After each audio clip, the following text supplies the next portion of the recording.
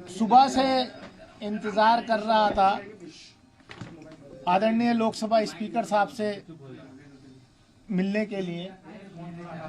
Unfortunately वो उपलब्ध नहीं हुए हाउस में।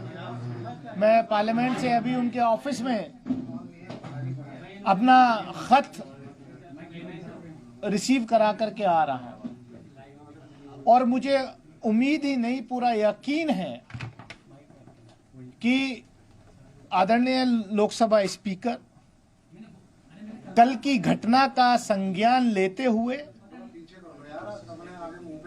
जो उचित कार्रवाई है वो करेंगे। मैंने नोटिस दिया है क्योंकि सब चीज रिकॉर्ड पे है और ये पहली बार हुआ है कि एक चुने हुए सांसद के खिलाफ इतनी अमर्यादित भाषा, इस तरीके की धमकी। मैं पूछना चाहता हूं, क्या आरएसएस की शाखाओं में, क्या प्रधानमंत्री नरेंद्र मोदी जी के नए भारत की प्रयोगशाला में कैडर को यही पढ़ाया जाता है? जिस तरीके का कल दुनिया की लोकतंत्र की, we are mother of democracy according to honourable prime minister and we are proud of it. उस मदर ऑफ डेमोक्रेसी के टेंपल में एक चुने हुए सांसद के खिलाफ जिस तरीके के अल्फाज, मुल्ला, कटवा, आतंकवादी, उपद्रवी, ये क्या है? इस देश में हो क्या रहा है? ये हो क्या रहा है? रूह भी कांप जाती है वो अल्फाज सुन के। मैं रात भर सो नहीं पाया, दिमाग की नस फटने को तैयार थी है मेरी। मैं इंतजार कर रहा हूं कि मैं करूं तो करूं क्या, जब मेरे जैसे चुने हुए व्यक्ति की स्थिति आज इस देश में यह है, तो एक आम आदमी की स्थिति क्या होगी? मुझे उम्मीद है कि मेरे साथ न्याय होगा। आदरणीय स्पीकर साहब कार्रवाई करेंगे, नहीं तो मैं भरे मन से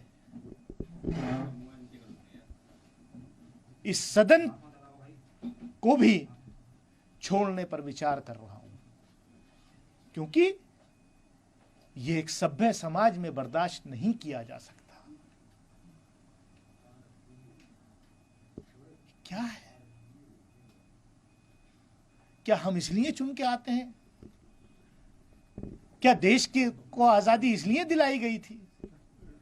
क्या हमारे पुरखों ने कुर्बानियां इसलिए दी थी इस देश की आजादी के लिए कि जब हमारे प्रतिनिधि चुन करके जाएंगे तो उनको यह सुनने को मिलेगा? दुनिया के अंदर आज देश की क्या तस्वीर आपने खींच के रख दी है? महिलाओं को आरक्षण, ये स्पेशल सेशन था। 75 साल अमृत काल में हम गए हैं, पार्लियामेंट की नई बिल्डिंग में हम गए हैं। महिलाओं के आरक्षण के लिए यह संसद का सत्र विशेष रूप से बुलाया गया। वो आरक्षण कब मिलेगा? 2029 में लागू होगा, 2034 में होगा या 2047 में होगा? अभी उस पर सवालिया निशान है। मैं उसमें नहीं जाना चाहता, लेकिन मुझे तो ऐसा लग रहा है अब कि क्या ये स्पेशल सेशन इस देश के चुने हुए एक सांसद को उसकी कम्युनिटी से लिंक करके उस पर इस तरीके का अटैक करना सोच भी नहीं सकता, मैं सोच भी नहीं सकता। इन्होंने केवल मुझे या मेरे फॉलोवर्स को ही नहीं, पूरे देश को शर्मसार किया है, पूरे देश की आत्मा को शर्मसार करने का काम किया है। अब बस देखना इतना है कि रमेश विदुड़ी जी के खिलाफ, honourable member of parliament Lok Sabha के खिलाफ, उनकी पार्टी कोई कार्रवाई करती है या नहीं, या देश ये इंतजार करे कि कब उनका प्रमोशन होकर के उनको केंद्रीय मंत्रिमंडल में शामिल किया जाएगा। क्योंकि शायद ये कंपटीशन हो गया है भाजपा के नेताओं में कि आप ऐसा कीजिए, आप ऐसे बयान दीजिए। पहले तो संसद के बाहर ही होते थे, अब संसद के अंदर भी मारने की धमकियां दी जा रही हैं। बाहर तो धमकियां बहुत बार नेताओं ने, इनके मंत्रियों ने, सबने दी हैं। लेकिन ये सोचना पड़ेगा कि हम इस देश को अमृत काल में किस तरफ ले जा रहे हैं। आप तो बड़े सॉफ्ट हैं, कैसे हो गया? सर्कमस्टांसेस क्या बना था जो कि आप वहां थे मौजूद? सर्कमस्टांसेस कुछ नहीं था। हम तो चंद्रयान पर चर्चा चल रही थी। देश को गौरव है, हर कोई देश की साइंटिफिक कम्युनिटी को बधाई दे रहा था, हमने भी पार्टिसिपेट किया। जब बीजेपी के सांसद रमेश विदुड़ी जी बोलने को खड़े हुए तो उन्होंने अपने भाषण की शुरुआत में कुछ ऐसे अल्फाज यूज किए, खास तौर से आदरणीय प्रधानमंत्री जी के बारे में, कि लोग विपक्ष को एड्रेस करते हुए कि कुछ लोग इस देश में ऐसा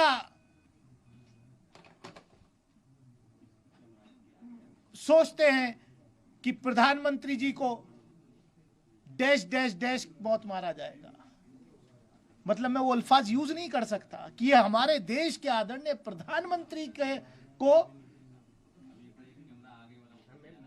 उस रेफरेंस में वो वीडियो है, मैं अपने मुंह से नहीं कहना चाह रहा, वो उस वीडियो को देखिए।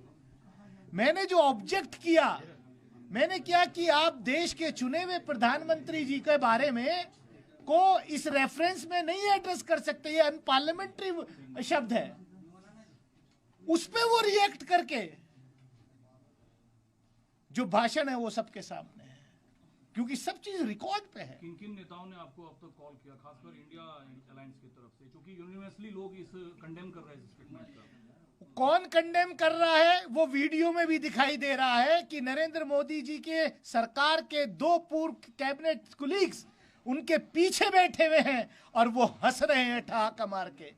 जो बहुत अच्छी तरीके से हर्षवर्धन जी दिखाई दे रहे हैं, रविशंकर प्रसाद जी उसमें दिखाई दे रहे हैं खिलखिलाते हुए।